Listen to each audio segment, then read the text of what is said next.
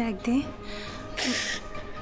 ভগবান যখন এতখানি মুখ তুলে চেয়েছেন তখন বাকি পথটাও উনিই দেখিয়ে দেবেন।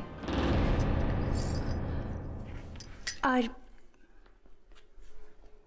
নতুন বউ তো বলেইছে, প্রমাণ যদি হয়ে যায় আমাদের সাহেব বাবা এই কাজ করেছে, তাহলে তাহলে ও তোর উপর সব ভার ছেড়ে দিয়ে এ বাড়ি থেকে চলে যাবে।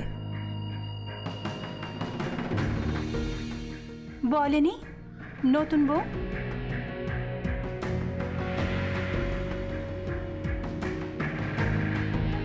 বলেছি।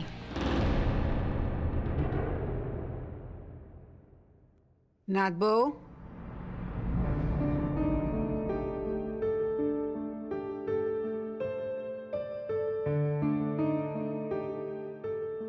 মেয়ে মানুষদের অনেক দুঃখ কষ্ট সহ্য করতে হয়,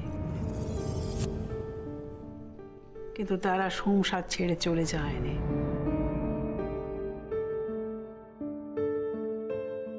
গোপাল ঠাকুর যদি সত্যি সত্যি অন্যায় করে থাকে তাহলে আমরা দেব, ক্ষতিপূরণ আমরা দেব, কিন্তু তুমি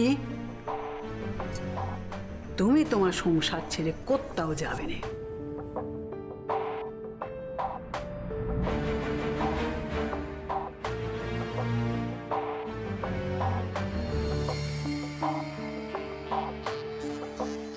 এ ক্ষতি কিসে পূরণ হয় গিন্নিমা? বারবার এই মিথ্যে কথাগুলো বলে এগুলোকেই সত্যি করে তুলতে চাস? এটাই তোর প্ল্যান? এই নাকি তুই আমাকে ভালোবাসিস? Great great. আমি তোমাকে খুব ভালোবাসি সাহেবদা।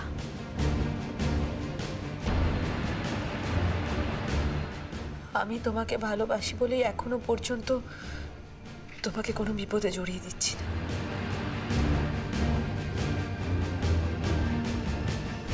কি করতে হবে বলো?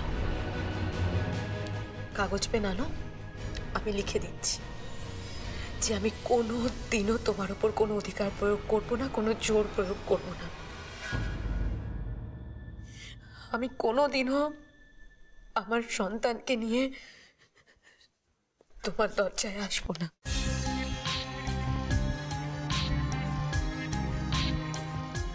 এর থেকে বড় আর কি হতে পারে বলো?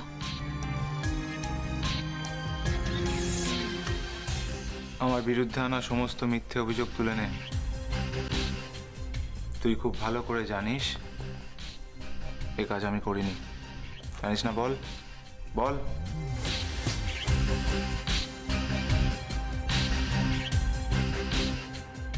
সাহেবদা, তুমি আজকে বাড়ির লোকের কাছে, ফুলছড়ির কাছে নিজেকে ভালো রাখার জন্য এত বড় একটা সত্যিকে গোপন করে রাখবে?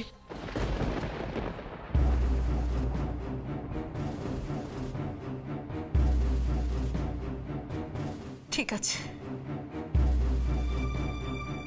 তাই হোক তাহলে।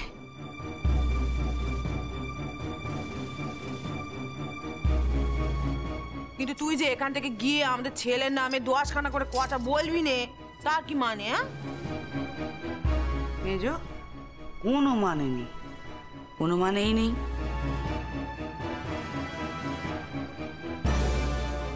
তাহলে তোমরা আমাকে কি করতে বলো?